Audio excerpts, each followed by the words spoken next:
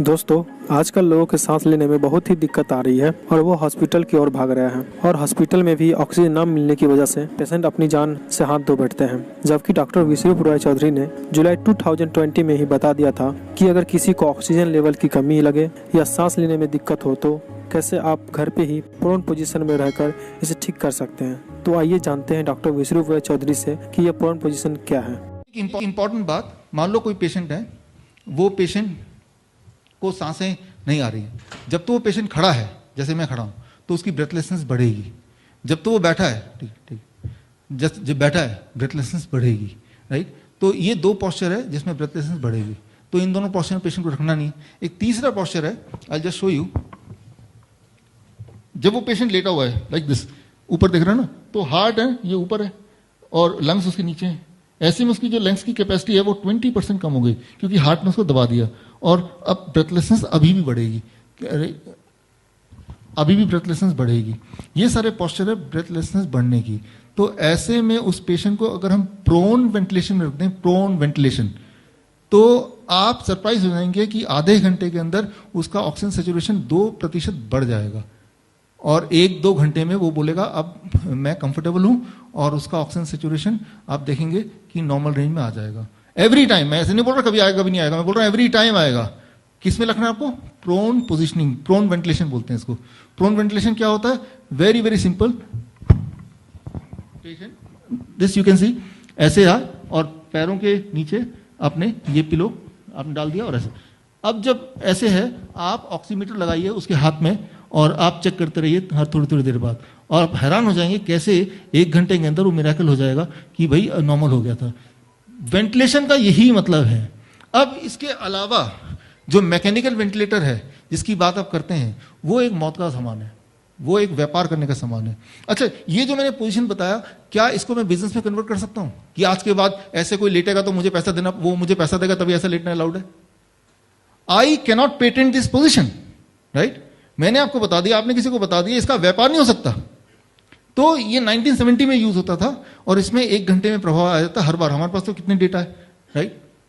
लेकिन अब क्या किया कि इस वाले मेथड को हाइड कर दिया, उसकी जगह ले आए मैकेनिकल वेंटिलेटर, जो कि अपने आप में इतना ज्यादा डेंजरस है। हमारे डॉक्टर के वी तुमाने जी हम बताएंगे कि उन्होंने अपने पिछले 35 साल के करियर में एक भी इंसान को वेंटिलेटर से बाहर आते हुए, जिंदा आते हुए देखा नहीं।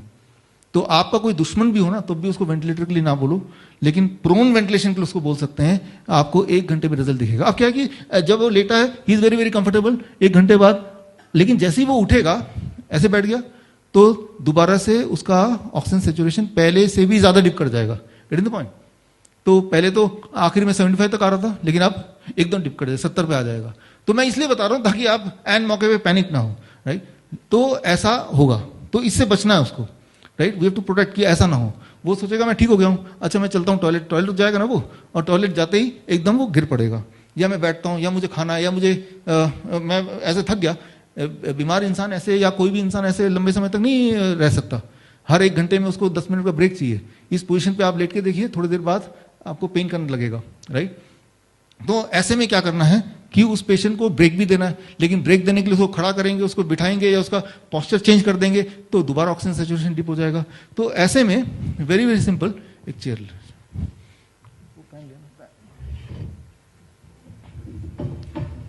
ऐसे में 2 तरीके हैं। या तो ऑक्सीजन सिलेंडर लगा दो, जितनी देर वो खा रहा है, जितनी देर जा रहा है, बार बार ऑक्सीजन दो, लेकिन ऑक्सीजन सिलेंडर फिर व्यापार। ये चाइनीज फैन 200 रुपए का आता है, इंडियन भी आता है, राइट। तो इस तरह का फैन लिया ऐसा, और उसको ऐसे लगाया करीब 6 इंच दूर, और उसको इस पोस्चर पे, ये जो पोस्चर है और ये फैन है, तो अब ऑक्सीजन सैचुरेशन उसका नीचे तो जाएगा, लेकिन बहुत धीरे धीरे जाएगा। एटलीस्ट खाना खाना है, पानी पीना है, तब तक रहेगा, राइट। तो ये पोस्चर है। खड़े होना उसको, तो ये झुक के, this is the posture, right. इस पोस्चर पे ऐसे प्रॉब्लम हो जाएगी, झुकेगा तो प्रॉब्लम। तो एटलीस्ट वो पोस्चर इसलिए चेंज करना जरूरी, क्योंकि उस पोस्चर वो रह नहीं सकता, दर्द करेगा। अच्छा, पोस्चर तो ऐसे कर लिया। कई बार ऐसा होता है कि प्रोन वेंटिलेशन भी लगा दिया, साथ में फैन भी लगा दिया। ये लगता है ये तो बचपना है यार, ये कैसे हो सकता है। कभी कभी चीजें इतनी सिंपल होती हैं कि हमें विश्वास ही नहीं होता इससे कुछ हो जाएगा, राइट। तो आप जो बुक है जो आज लॉन्च हुई है या जो इंग्लिश एडिशन लॉन्च हुई, उसमें मैंने रैंडमाइज कंट्रोल ट्रायल इसके भी और प्रोन वेंटिलेशन के सारे डाले हुए हैं, ऑथेंटिक ट्रायल, आप उसको रेफरेंस को देख सकते हैं। और उस ट्रायल में देखा गया कि रैंडमाइज कंट्रोल ट्रायल में कि आधे पेशेंट को ऑक्सीजन सिलेंडर लगाया गया और आधे पेशेंट को सिर्फ ये पंखे से दिया गया, स्ट्रीम ऑफ एयर। तो जिनको पंखे से दिया गया उनको उनमें इंप्रूवमेंट जल्दी पाई गई विदाउट एनी साइड इफेक्ट, क्योंकि आपका जो बॉडी है, आपका बॉडी ऑक्सीजन के लिए डिजाइन नहीं है। आप ऑक्सीजन ले रहे हैं या एयर ले रहे हैं? What you are breathing in, it is not oxygen. आपकी गाड़ी डीजल की है, डीजल खत्म हो गई, मैं बोलूं मैं जेट फ्यूल डाल देता हूं उसमें और बढ़िया तेल है, आप मानेंगे क्या? और महंगा है, नहीं मानेंगे ना, because your car is design for diesel, right? Your car is design for air, not oxygen. तो ऑक्सीजन क्यों दे रहे हो भाई आप सांस नहीं ले पा रहे हो, आपके बॉडी को ज्यादा एयर की जरूरत है, तो एयर दीजिए, आप गहरी गहरी सांसें लीजिए, डॉक्टर विविगल जी बताते हैं, और साथ में आप ये वाले पोजिशनिंग में बैठ जाइए या prone ventilation. Combination of these things is the only thing is the which can at least bring back the breath, right? सांसें वापस ला सकती हैं, लाती हैं।